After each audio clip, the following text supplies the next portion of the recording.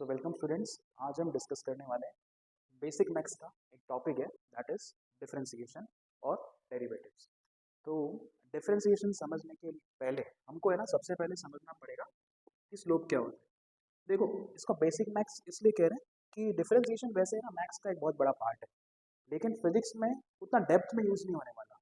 Differentiation के बहुत complicated sums होते हैं, फिजिक्स में उतने कॉम्प्लिकेटेड नहीं आएंगे। इसका ये मतलब नहीं कि आसान है। जेडब्ल्यू की एग्जाम है, डिफिकल्ट सम्स होंगे ही होंगे, लेकिन मैथ्स में जो लेवल आप पढ़ने वाले हैं वो नहीं आएगा। ठीक है, तो उससे थोड़ा नीचे लेवल का आएगा, इसलिए उसको बेसिक मैथ्स कह रहे हैं। बट सम्स तो काफ़ी अच्छे अच्छे आपको दिखेंगे। तो चलो इसको समझना शुरू करते हैं। डिफरेंशिएशन के पहले हम क्या समझेंगे कि स्लोप क्या होता है। तो स्लोप है ना, जनरली कैसे डिफाइन किया जाता है। सपोज करो कि एक एक्स वाई ग्राफ है, यहाँ पे एक्स एक्सिस है, यहाँ पे वाई एक्सिस है, उसमें दो पॉइंट्स हैं। ये पॉइंट ले लो पॉइंट वन, उसके कोऑर्डिनेट्स हो जाएंगे x one comma y one.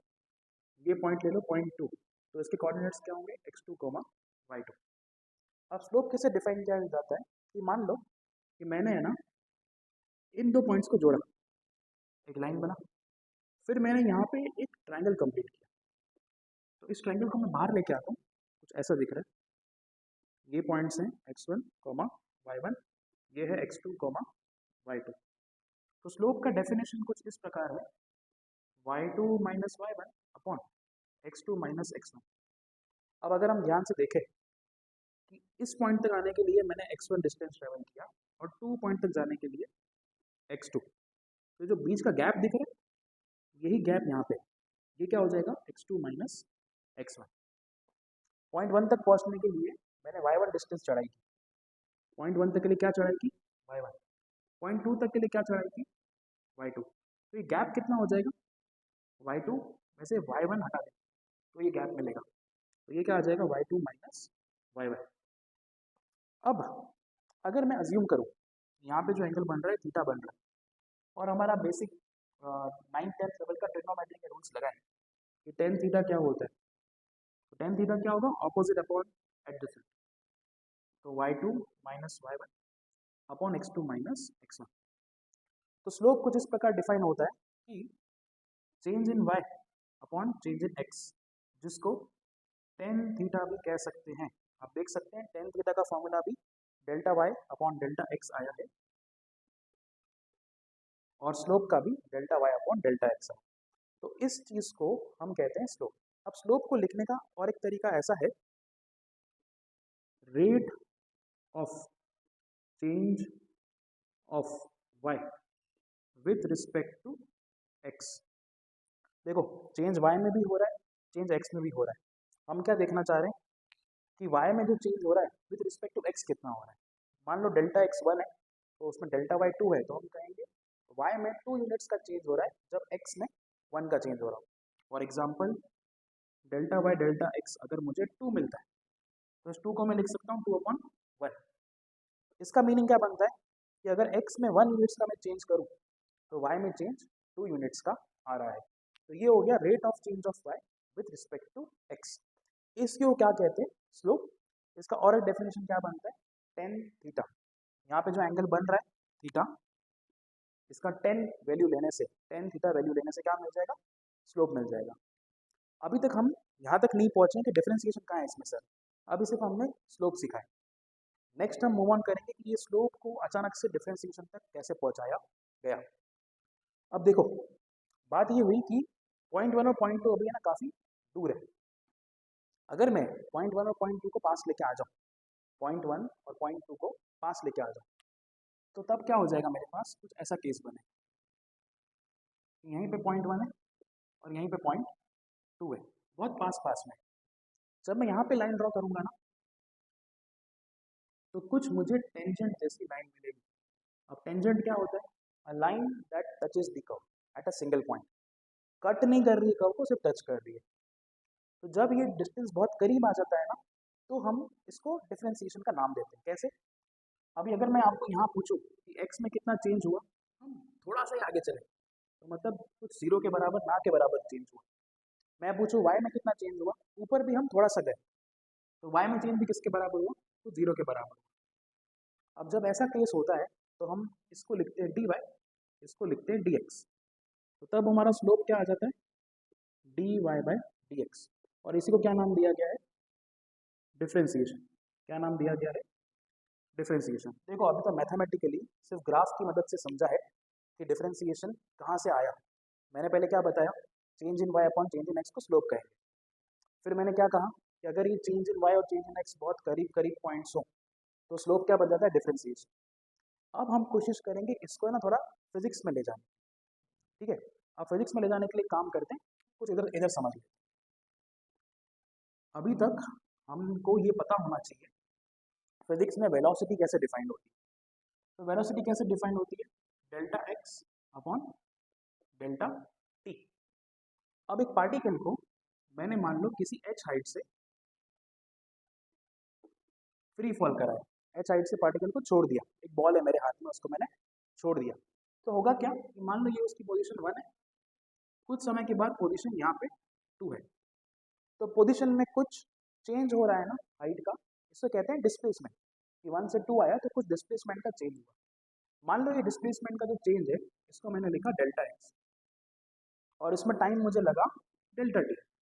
मान लो ये 2 मीटर है और टाइम लगा 1 सेकेंड, डेल्टा एक्स मान लो 2 मीटर है और टाइम लगा 1 सेकेंड, तो मेरी वेलोसिटी क्या हो जाएगी, 2 मीटर पर सेकेंड, ठीक है। लेकिन अभी इधर क्या दिक्कत हो रही है कि मैंने ना बहुत दूर दूर के पॉइंट्स, इन रियलिटी थोड़ा अगर हम सोचने का ट्राई करें कि अगर एक मार्कर को मैं यहाँ से ड्रॉप कर रहा हूँ और मैं उसको यहीं पकड़ रहा हूँ, तो मेरे हाथ पे ना बहुत कम इम्पैक्ट आ रहा है, मतलब मैंने डिस्टेंस कम दिया तो स्पीड कम बढ़ी। मैं अगर नीचे पकड़ूँ तो इम्पैक्ट ज़्यादा आ रहा है, मतलब यहाँ तक कुछ स्पीड तो आ ही गई थी जो मेरे हाथ में फील हुई थी, पर जैसे ही मैंने हाथ को नीचे किया तो इम्पैक्ट ज़्यादा आया, मतलब स्पीड बढ़ गई।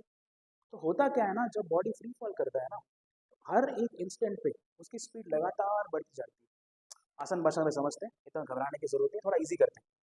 मान लो मैंने उसको ड्रॉप किया तो शुरुआत में 0 मीटर पर सेकंड होगा क्योंकि इनिशियल वेलोसिटी 0 है। 0 से 0.5, 1, 1.5, 2, 2.5, जैसे जैसे बॉल नीचे आता रहेगा लगातार उसकी वेलोसिटी या स्पीड बदलती रहेगी, लगातार बदल रही है। तो अगर मैं इस मोशन को बहुत छोटे टाइम के लिए भी ऑब्जर्व करूँ, ये मेरा पॉइंट 1 है और ये मेरा पॉइंट 2 है जो कि बहुत करीब हो, तब भी क्या हो रहा होगा, स्पीड चेंज होती रही होगी।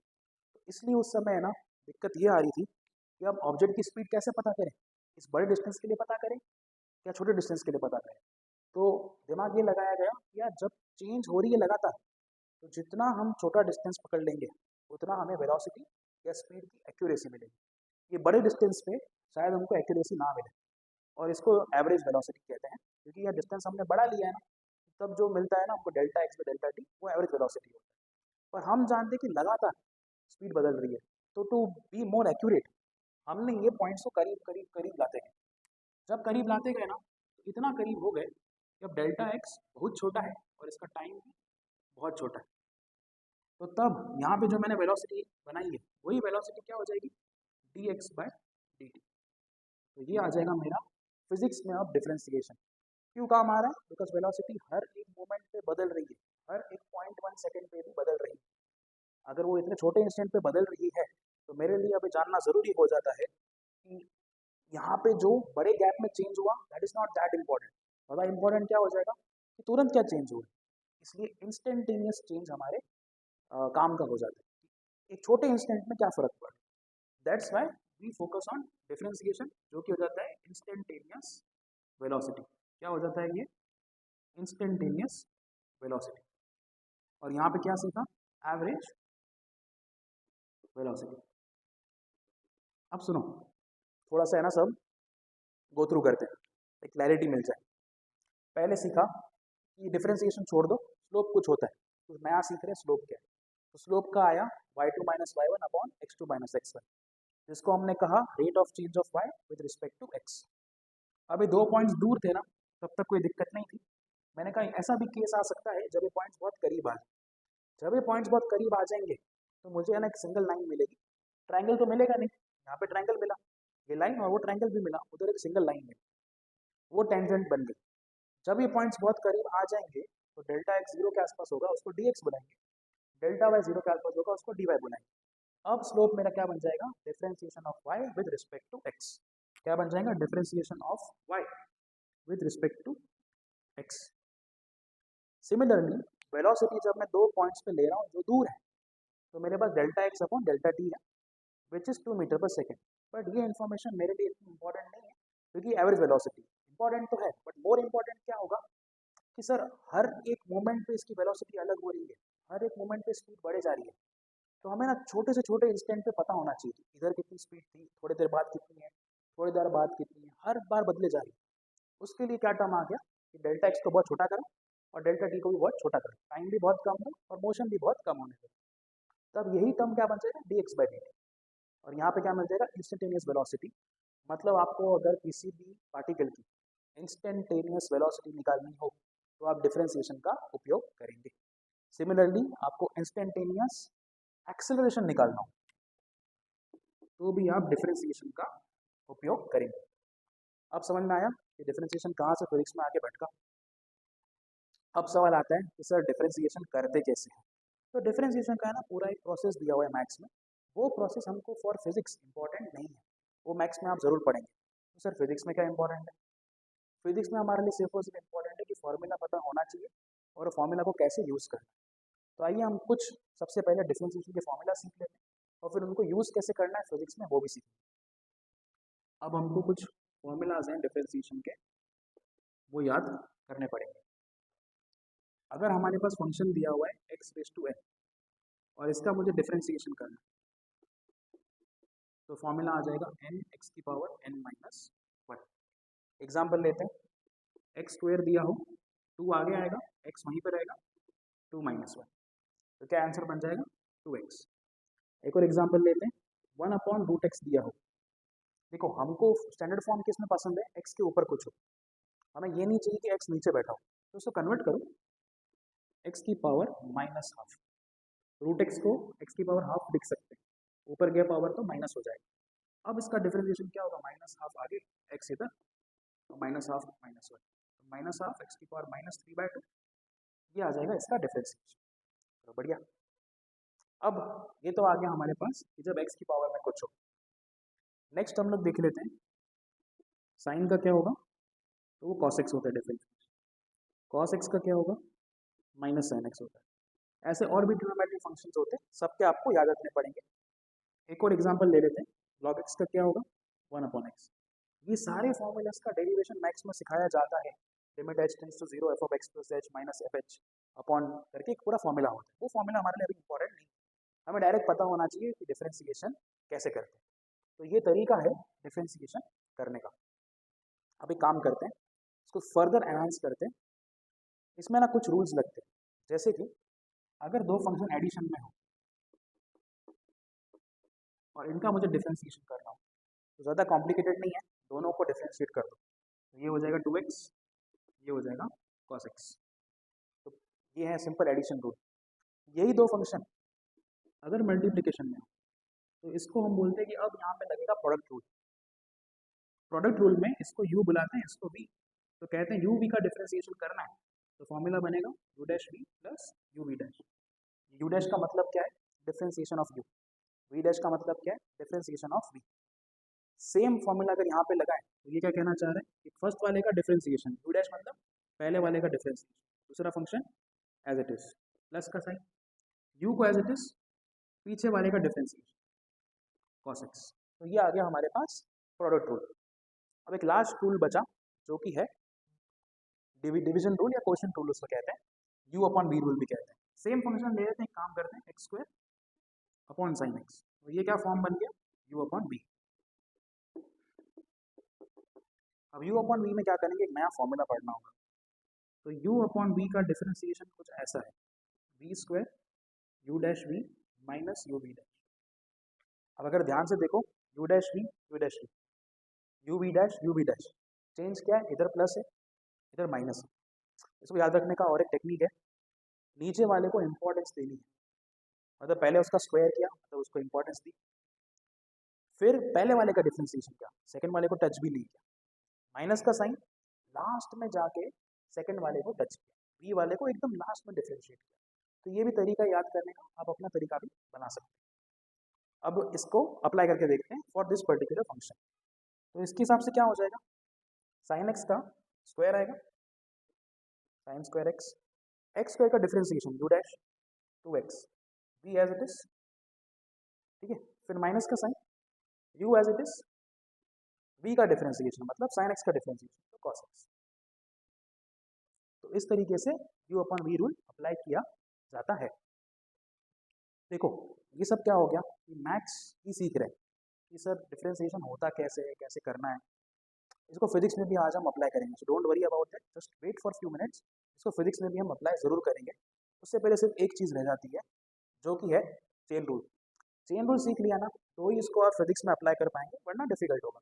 तो फिजिक्स में ना जनरली क्वेश्चन को घुमा फिरा के पूछते हैं तो चेन रूल काम आता है। सर अभी चेन रूल क्या है, तो चेन आएगी क्या, चेन वेन नहीं आएगी। चेन रूल सीखते हैं, देखते हैं क्या है।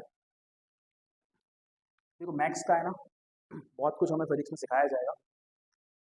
जब हम फिजिक्स में बैठे तो हमको मैथ्स की डेप्थ में नहीं जाना है। जितना नॉलेज फिजिक्स के लिए यूजफुल है उतना ही पढ़ना है। एक्स स्क्वायर का 2x कैसे आया मैथ्स में सिखाएंगे। फिजिक्स में एक्स स्क्वायर का 2x होता है, ये आपको याद रख के चलना है। एक्स की पावर n का फॉर्मूला कुछ है, n x raise to n minus one, ये याद रख के चलना है, ठीक है। उसका अगर रीजनिंग है तो वो आपको डेफिनेटली मैथ्स में कराया जाएगा, अभी उतना इंपॉर्टेंट नहीं होता। तो अभी लग रहा होगा कि सर ये सब क्या चल रहा है, बस सम्स करेंगे ना, तब तक थोड़ा पेशेंस बनाए रखना होता है। जब भी ऐसा कुछ नया पढ़ते हो ना थोड़ा पेशेंस बनाए रखो, जितना सर सिखा रहे हो उतना सीखो। जैसे ही फिजिक्स उसमें आएगा तो समझ में आएगा कि सर ने इतना टाइम वेस्ट क्यों किया। आपको अभी टाइम वेस्ट लग रहा होगा, टाइम वेस्ट नहीं है, कुछ सिखा रहे हैं, कुछ माइंड में बिठा रहे हैं। डिफरेंशिएशन एक नया टर्म है, अचानक से फिजिक्स में लगा दूंगा ना तो कुछ नहीं आएगा, एकदम हक्का बक्के हो जाओगे, सर क्या चल रहा है, कहाँ आ गए, कहाँ फंस गए। इसलिए पहले थोड़ा मैथ्स करा रहे हैं, समझा रहे हैं कि होता क्या है, क्या मीनिंग है इसका, फिर फिजिक्स में अप्लाई करेंगे। तो थोड़ा सा पेशेंस बनाए रखना पड़ेगा। चलिए अब चेन रूल की तरफ जाते हैं, जस्ट अ सेकेंड। तो अभी चेन रूल पढ़ेंगे, फिर इंटरेस्टिंग इंटरेस्टिंग एग्जाम्पल्स है। तो चेन रूल के लिए हाँ, अभी क्या किया हमने ना, ये पढ़ा एक्स स्क्वायर का डिफरेंशिएशन 2x होता है। अगर मैं किसी को पूछूं x plus one whole square का क्या होगा, वो बोलेगा sir simple 2x plus one. यहाँ तक है ना नॉलेज बच्चों का सही काम चलता है। बट अगर मैं ये करूँ एक्स स्क्वायर प्लस वन का स्क्वायर, इधर चेंजेस होंगे, क्या होंगे, 2x स्क्वायर प्लस वन तो आएगा, जो पैटर्न यहाँ फॉलो हुआ है सेम है, लेकिन सिर्फ एक चीज़ एक्स्ट्रा आएगी, आप वापस से डिफ्रेंशिएट करोगे x square plus one. Sir अब ये कहाँ से आ गया, यही चेन रूल है, यही हमको सीखना है। इसको इस तरीके से समझो कि स्क्वायर के अंदर यहाँ पे क्या था x, तो 2 आगे आया, x की पावर कुछ कम हुई, लेकिन बाद में पीछे कुछ छुपा हुआ है, डिफरेंशिएशन ऑफ जो स्क्वायर के अंदर था। स्क्वायर के अंदर क्या था x, इसका आंसर क्या आएगा 1 आएगा। तो इसका ultimate answer 2x into one, 2x ही बनने वाला है। तो यहाँ कोई दिक्कत हमें नहीं है। इधर भी क्या होगा, जो भी आंसर आ गया बाद में डिफरेंशिएशन ऑफ स्क्वायर के अंदर जो था x प्लस वन, इसका भी आंसर क्या आएगा, पीछे वाले का 1 आएगा, तो 2x plus one into one. तो यहाँ भी कुछ हम फंसे नहीं, अगर हमने चेन रूल लगाए ना लगाए, पीछे 1 आ रहा है ना उसने सेव कर दिया। लेकिन इधर ऐसा नहीं है, इधर आपने क्या किया, स्क्वायर के अंदर कुछ है, इस स्क्वायर के अंदर वाला टर्म है ना, इसको मान लो कैपिटल एक्स। अब इसका डिफरेंशिएशन क्या होगा 2x, लेकिन साथ में हमेशा याद रखना इस x को वापस से डिफरेंशिएट करना है, ठीक है। इधर क्या था x स्क्वायर का 2x, इसी x को वापस से डिफरेंशिएट किया 1 आया, इधर क्या हो जाएगा 2x, तो इधर क्या हो जाएगा 2, x की जगह पे ये रख लो ना एक्स स्क्वायर प्लस वन, जिसको हमने x माना था, और डिफरेंशिएशन ऑफ वही एक्स स्क्वायर प्लस वन, जो मैंने यहाँ लिखा वही यहाँ बन गया। मैंने थोड़ा इजीली लिख दिया क्योंकि मेरे को तो ये सब आता है, आप पहली बार सीख रहे हैं, आपको ये प्रोसेस अपनाना पड़ेगा। अब पीछे क्या बन जाएगा 2x स्क्वायर प्लस वन, इसका डिफरेंशिएशन 2x और 1 का 0, तो क्या आ जाएगा इसका answer 4x into x square plus one. चलो यहाँ पे अभी हमारा चेन रूल समाप्त हुआ। एक और एग्जांपल ले लेते, थोड़ा इसको ना लॉग में फिट करते हैं, ये चलो साइन में फिट करते हैं। साइन एक्स का differentiation cos x, sine x square का क्या, सर जो टर्म नया आया ना इसको हम कैपिटल एक्स मान लेते हैं। अब फिर आपका मेथड लगाते हैं कि डिफरेंशिएशन नॉर्मली प्लेस कर दो, फिर जिसको आपने एक्स माना उसका डिफरेंशिएशन, तो यहाँ कॉस, अब ये कैपिटल एक्स में हम ले आते हैं जो हमने अज्यूम किया था, और डिफरेंशिएशन ऑफ एक्स स्क्वायर, तो क्या आ जाएगा sir 2x cos x square. हो गया क्लियर। तो यही था अपना चेन रूल। अब देखते हैं, अब हम इतना रेडी हो चुके हैं कि इन सब चीज़ों को फिजिक्स में अप्लाई कर सकते हैं। तो फिजिक्स से क्वेश्चन लेके आते हैं तो थोड़ा इंटरेस्टिंग बने कि सर ये सब चल क्या रहा है। चलो, तो क्वेश्चन हमारा कुछ इस प्रकार है, x is equal to t square plus 3t+4। देखो यहाँ पे है ना, ऑब्वियस बात है, ये है displacement as a function of time. X is function of time, x यहाँ पे डिस्प्लेसमेंट है और टी क्या होगा, टाइम।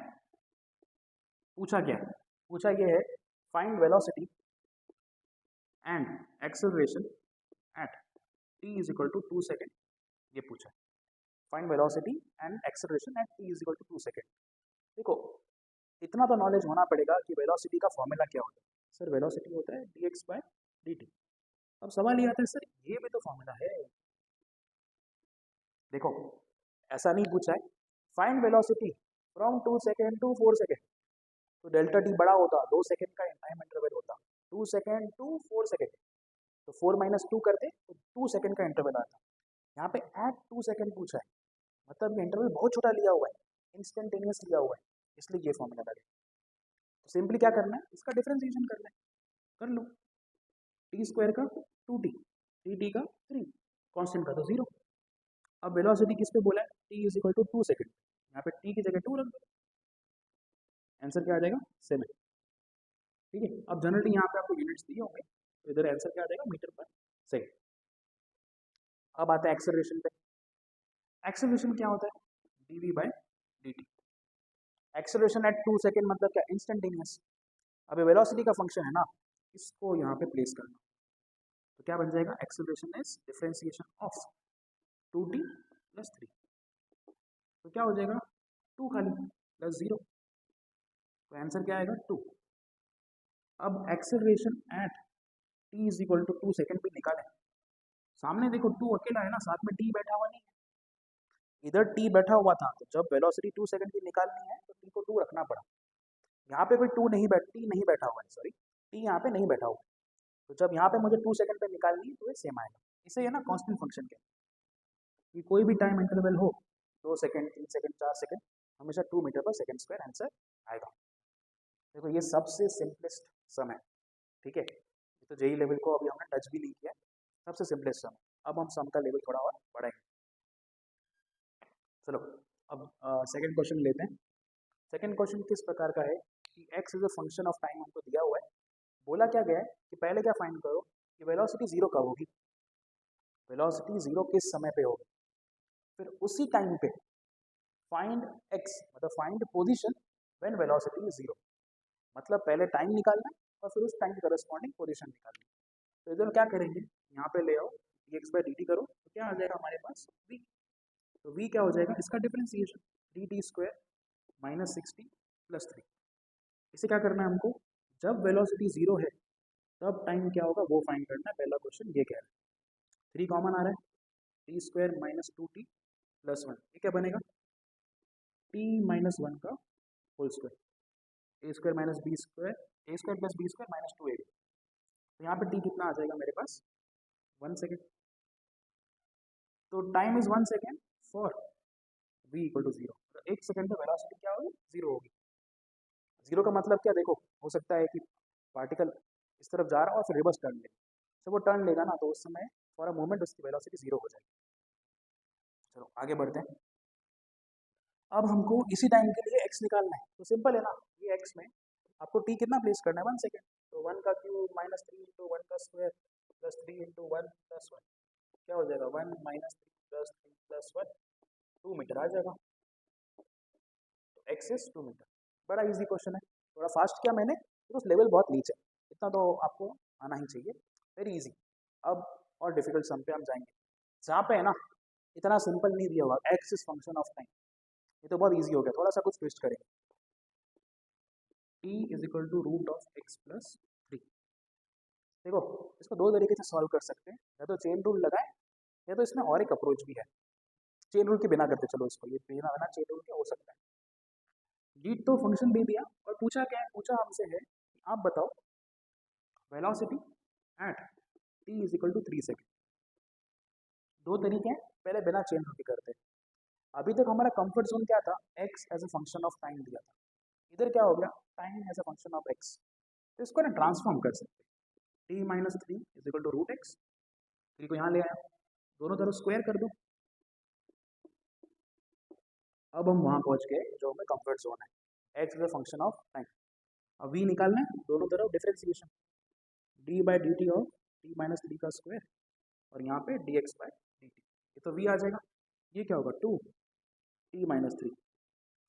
अब यहाँ पे पीछे चेन रूल के हिसाब से डिफरेंशिएशन इसके अंदर वाला, तो वो टी माइनस थ्री का वन ही आएगा, इसलिए वो मैं लिख नहीं रहा हूँ। अब क्या बोला है कि वेलोसिटी आपको मिल गया two t minus six, velocity की वैल्यू निकालो जब टाइम 3 सेकेंड हो, यहाँ प्लेस कर दो, 2 इंटू थ्री माइनस सिक्स क्या आ रहा है, जीरो। तो ये तो एक तरीका हुआ जहाँ पे हमने फंक्शन को ट्रांसफॉर्म किया। पर मान लो सर हमको ये सब क्लिक नहीं होता, आपको तो क्लिक हो गया, हमें डायरेक्ट डिफरेंशिएशन पे जाना है, हमको पता है एक्स है ना, D x by d T करेंगे तो वी आ जाएगा।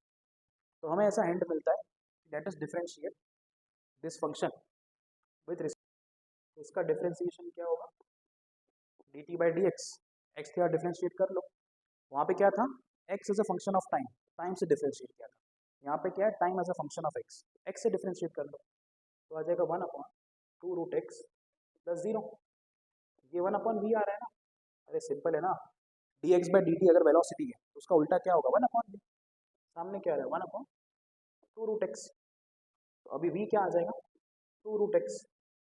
अब थोड़ा दिमाग लगाओ, क्या ये रूट एक्स हमारे पास कहीं पे अवेलेबल है, सर यहाँ पे है, क्या होगा root x, t minus three, तो two into t minus three, जो यहाँ पे है वही यहाँ पे सेम,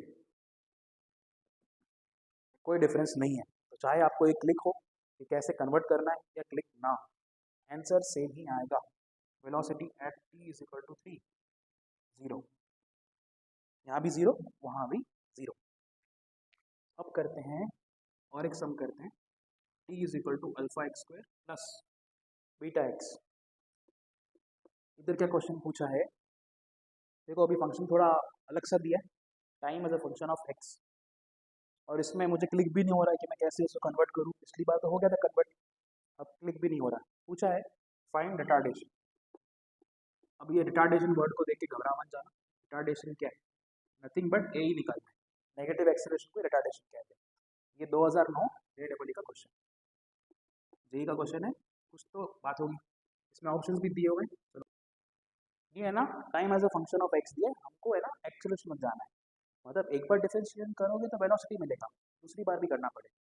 चलो पहले इसको डिफरेंशिएट कर लो एक्स के साथ, अभी अभी देखा था ना कि d x by d t भी होगा, तो d t by d x क्या होगा, वन अपॉन बी, सामने क्या हो जाएगा, अल्फा टू एक्स और बीटा, तो मैं इसको ले लेता हूँ one upon b is equal to two alpha x plus beta, तो वी क्या आ जाएगा, one upon two alpha x plus beta, ये बी नहीं बीटा है, तो ये मेरा वी आ गया। अब इस वी की मदद से मुझे एक्सेलरेशन तक जाना है, तो एक ही रास्ता दिख रहा है, देखो लिखा रिटार्डेशन है, it is nothing but negative acceleration, acceleration क्या होगा, d v by d t, तो इसी फंक्शन को डिफरेंशिएट करना है, कर लेते हैं, क्या फंक्शन है, one upon two alpha x plus beta, देखो एक्स का एक्स के साथ होता है ना तो चेन रूल नहीं लगता, चेन रूल का और एक हिंट दे रहा हूँ, एक्स का एक्स के साथ होगा ना, सिंपल डिफरेंशिएशन करो बात खत्म, पर एक्स का टी के साथ है तो चेन रूल लगेगा।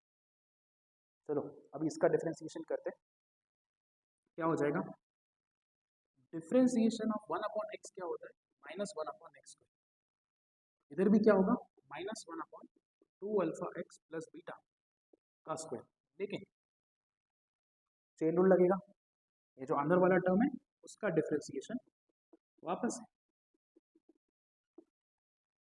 ये क्या आ जाएगा, minus one upon two alpha x plus beta का स्क्वायर, इधर क्या होगा, two alpha d x by d t, और बीटा का तो कांस्टेंट है ना, उसका जीरो होगा, ये क्या आ गया, माइनस टू अल्फा, क्या मैं d x by d t को वी लिख सकता हूँ, हाँ सर लिख ही सकता, क्या दिक्कत है, और ये टर्म को कॉपी पेस्ट करते,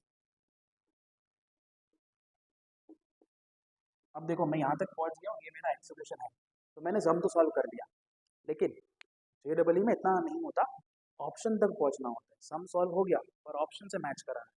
तो ऑप्शन में देखो -2 अल्फा है, -2 बीटा है, 2 अल्फा भी, ये सब मेरे पास है, पर पीछे कहीं पे वी नहीं है और ना ही ऐसा कुछ टर्म है, तो ये हटाना पड़ेगा।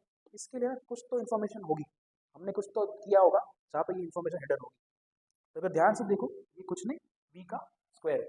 इस वी को स्क्वायर करूँ तो यही टर्म बनेगा, -2 alpha v into 1/2 alpha x plus beta, ऐसे लिख सकता हूँ। तो इसका स्क्वायर करो, यही आएगा। तो ये क्या हो जाएगा, -2 alpha v into v square -2 alpha v cube.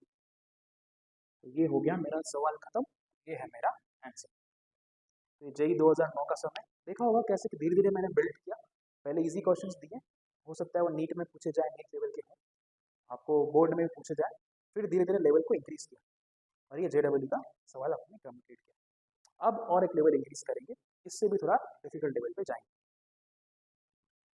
Okay, तो अब हम देखेंगे लास्ट क्वेश्चन। ठीक है, ये काफ़ी अभी लेवल अप कर दिया, स्लोली स्लोली हमने इंक्रीज किया और ये मैक्सिमम लेवल तक पहुंच गए। देखो ये सम 2011 जेडब्ल्यू में पूछा है और ये इरडोफ बुक के रिलेटेड एग्जाम्पल। चलो क्वेश्चन क्या कह रहा है, पहले क्वेश्चन ही समझना पड़ेगा, उसके बाद सॉल्व करेंगे। Two identical charge spheres suspended from a common point by two massless strings of length L. ठीक है, मतलब हमारे पास वो एक स्ट्रिंग है जहाँ पे ना टू आइडेंटिकल स्फीयर्स को लटकाया हुआ है। देखो जनरली लटकाएंगे तो क्या होगा, ऐसे एक स्ट्रिंग से दूसरा स्फीयर ऐसे लटके रहेंगे, बट यहाँ पे क्या बोला है, चार्ज स्फीयर है। और आगे आप क्वेश्चन पढ़ो, are initially at distance d apart, मतलब दोनों कुछ दूरी पे है, ड्यू टू रिपल्शन, मतलब दोनों पे चार्ज सेम है। इनडायरेक्टली बता रहे हैं, डायरेक्टली नहीं बता रहे। मतलब कैसा केस है, यहाँ पे एक स्फीयर है, यहाँ पे एक स्फीयर है, दोनों के बीच में डिस्टेंस कैसा है, डी है इनिशियली, और लेंथ क्या है, स्ट्रिंग की लेंथ कुछ दी गई है एल, एल है स्ट्रिंग की लेंथ। तो ऐसा कुछ केस बन रहा है और कॉमन पॉइंट सस्पेंडेड है। अब क्या हुआ कि इन स्फीयर में से the charge begin to leak from both the spheres at constant rate. ये कुछ काम आएगा, इसको अंडरलाइन करके हेडलाइन कर लो। Charge begin to leak, charge leak हो रहा है at constant rate. Constant rate मतलब क्या, चार्ज का रेट इज कांस्टेंट, तो कांस्टेंट को मान लो हम लोग ले लेते हैं लेट से के। तो चार्ज लीक होने का रेट कांस्टेंट। अब देखो जनरली क्या होता है, कोई चीज़ बढ़ रही होती है ना तो रेट को पॉजिटिव लेते हैं, कोई चीज़ घट रही होती है तो नेगेटिव लेते हैं। तो हो सकता है आपको कहीं कहीं पे माइनस दिखे, वैसे इस माइनस का इतना यूज़ नहीं है, बट ठीक है अभी मैंने माइनस लिख दिया बिकॉज चार्ज घट रहा है, लीक हो रहा है मतलब कम हो रहा है ना। As a result both spheres approach each other with velocity v। देखो इनके पास कुछ रिपल्शन फोर्स है, चार्ज कम होगा तो रिपल्शन फोर्स कम होगा, तो पास आएंगे, पास आएंगे तो कुछ स्पीड के साथ, कुछ वेलोसिटी के साथ आएंगे। वो वेलोसिटी क्या दी हुई है, v, such that v varies as function of distance x। मतलब इन दोनों के बीच का जो डिस्टेंस है उसका फंक्शन बनता है v। हमें क्या फाइंड करना है, find relationship between v and x। कि जब देखो ये पास आ जाएंगे तो अभी डिस्टेंस v नहीं रहेगा, कुछ कम हो जाएगा, x होगा मान लो, तो उसका रिलेशन क्या होगा वेलोसिटी के साथ, ये फाइंड करना है। कैसे करेंगे, पहले समझते कि पूरा इसमें क्या फोर्स लग रहे हैं, क्या हो रहा है। तो पहले इसका एफबीडी बना के ट्राई करते हैं। ये मेरे पास दो स्फीयर्स हैं, ठीक है, इस स्फीयर की बात करें तो नीचे mg लग रहा होगा, इस तरफ इलेक्ट्रोस्टैटिक फोर्स लग रहा होगा, ये बॉल के कारण इस पर रिपल्शन आ रहा होगा, स्ट्रिंग में टेंशन टी होगा। अब मान लो ये वाला एंगल हमने इसको थीटा माना हुआ है, ठीक है, तो ये 90 और ये अच्छा चलो ना इतना कॉम्प्लेक्स क्यों जाना, सिंपल कर देना, अल्टरनेट एंगल ले लो, ये थीटा माना है तो ये थीटा, टेंशन को टी माना है तो इस तरफ टेंशन क्या हो जाएगा, कॉस थीटा, जिस तरफ एंगल बन रहा है उधर कॉस, उसके परपेंडिकुलर क्या आ जाएगा, टी साइन थीटा। ठीक है, ऐसा कुछ सिनेरियो बन रहा है। ठीक है, अब इसको आगे देखते हैं। ये बन गया हमारा फ्री बॉडी डायग्राम। तो अब शुरुआत में मान लो इनके बीच का distance after some time x है, चार्ज लीक हो रहा है, डिस्टेंस कम हो रहा है एक्स है, और अब हम देखना चाह रहे हैं कि क्या फोर्सेस बैलेंस कर रहे हैं एक दूसरे को। तो टी कॉस थीटा किसको बैलेंस करेगा, एमजी को। सिमिलरली टी साइन थीटा किसको करेगा, इलेक्ट्रोस्टैटिक को। इलेक्ट्रोस्टैटिक क्या बन जाएगा, के Q Q upon x square. तो टी साइन थीटा क्या आ जाएगा मेरे पास, के q square upon x square. अब अगर मैं इसको 1 बोलूँ, इसको 2, 2 डिवाइड बाय 1 करूँ तो टी साइन थीटा ऊपर आएगा, नीचे T cos theta, T T कटेगा, साइन बाय कॉस क्या दे देगा, टेन थीटा। कैसे आया सर, ये कैसे आया, चलो रुको, टी साइन थीटा ऊपर, नीचे टी कॉस थीटा, सामने क्या बनेगा, टी साइन थीटा के सामने वाला न्यूमरेटर में और टी कॉस थीटा के सामने वाला डिनोमिनेटर। यहाँ क्या बनेगा, tan theta is equal to, कुछ यहाँ कटने नहीं वाला, सारे टर्म जाएंगे, के क्यू स्क्वायर आएगा, एम जी ऊपर भागेगा, एम जी ऊपर नहीं भागेगा, एक्स स्क्वायर नीचे आएगा। या सर, चलो एक्स स्क्वायर एम जी, ये बन गया मेरे पास टेन थीटा। अब ये टेन थीटा का कुछ और रिलेशन भी मेरे को मिल सकता है। अगर ध्यान से ये ट्राइंगल देखें, ये थीटा एंगल है, ये कितना डिस्टेंस होगा, x by two. Tan theta क्या होगा, ऑपोजिट अपॉन एडजेसेंट। अभी एडजेसेंट लेंथ तो दी नहीं है सर, देखो एक इन्फॉर्मेशन दी है, t is much smaller than l, तो जो दूरी है ना वो बहुत कम है। इसका मतलब अगर ये लेंथ l है तो इसको भी हम l ले सकते हैं, क्योंकि बहुत पास में है ना, तो कोई डिफरेंस नहीं है, तो इसको भी l मान सकते हैं। तो मेरे पास टेन थीटा क्या बन जाएगा, x by two divide by l। Tan theta क्या आ जाएगा sir, x upon two L. Tan theta के दो रिलेशन है, इनको कंपेयर कर लो, ठीक है। x upon two l is equal to k q square upon x square m g. ये एक्स स्क्वायर को यहाँ भेजो, एक्स क्यूब आएगा, बाकी सब है ना कांस्टेंट है apart from Q square. Q तो ड्रॉप कर रहा है ना, चार्ज इज लीकिंग, तो एक हमको ये रिलेशन मिल गया। अब इसी की मदद से ना आप ध्यान से देखो, x का रिलेशन मिल गया, इसको डिफ्रेंशिएट करूँ विद रिस्पेक्ट टू टाइम तो वेलोसिटी आएगा। तो यहाँ तक पहुँचना बहुत ज़रूरी था। अब इसको डिफ्रेंशिएट करते हैं, इसको अगर मैं ऐसे लिख दूँ तो क्या होगा, डिफ्रेंशिएट दोनों साइड करो, two q d q by d t, ये आएगा proportional to three x square, और चेन रूल के हिसाब से d x by d t. यहाँ भी चेन रूल लगा, वहाँ भी चेन रूल लगा, वहाँ पे वेलोसिटी आ गया जो हमको चाहिए था, है ना। और यहाँ पे क्या हो रहा है सर, क्यू तो अभी भी ड्रॉप कर रहा है, क्यू कांस्टेंट नहीं है, तो उसको अभी वहाँ रहने दो। चलो फिलहाल पूरा ही लिख लेते, टू क्यू, और D q by d T की जगह क्या लिख सकते हैं, D q by d T constant है, ठीक है। तो मान लो कि यहाँ पे D q by d T का कुछ रोल ही नहीं है, कैसा है, कॉन्स्टेंट है, के बराबर। अब मैं माइनस लिखूँ ना लिखूँ फर्क नहीं पड़ता, वो खाली का डी के डिनोट करता है कि रिड्यूस हो रहा है। अब यहाँ पे क्या बचेगा, मैं इस सोल्यूशन को लिख सकता हूँ q proportional to x square v. देखो जो चीज़ें कांस्टेंट है ना, उनको प्रोपोर्शनलिटी में गायब कर सकते हैं। जैसे यहाँ पे मैंने गायब किया ना, एक्स वेरी कर रहा है, क्यू वेरी कर रहा है, वो रखा, बाकी सब गायब। इधर भी टू थ्री तो कांस्टेंट है ना, वो गायब। क्यू अभी भी वहाँ पे बैठा हुआ है, जो मेरे को नहीं चाहिए। मेरा रिलेशनशिप देखो, बी प्रोपोर्शनल टू एक्स में क्यू कहीं ना कहीं से गायब करना पड़ेगा। तो अगर ध्यान से देखें सर, इससे कुछ हो सकता है। यहाँ से क्या मिलेगा, q proportional to x raise to three by two. तो जहाँ पे क्यू है वहाँ पे मैं क्या लिख सकता हूँ, x raise to three by two proportional to x square b. मेरे पास v क्या आ जाएगा, v proportional to x raise to three by two upon x square. इससे आंसर क्या बनेगा sir, v proportional to x की power three by two minus two, two ऊपर जाएगा माइनस हो जाएगा ना, तो क्या हो जाएगा, माइनस हाफ। तो v प्रोपोर्शनल टू एक्स की पावर माइनस हाफ। तो यहाँ पे कुछ ऑप्शन मैच करना चाहिए, देखें माइनस हाफ, तो यहाँ पे डी मैच। तो ऐसे सब आते हैं जेई में, थोड़ा डिफिकल्ट है, बट हाँ प्रैक्टिस के साथ ये सब चीज़ें आसान लगने लग जाती हैं। Thank you.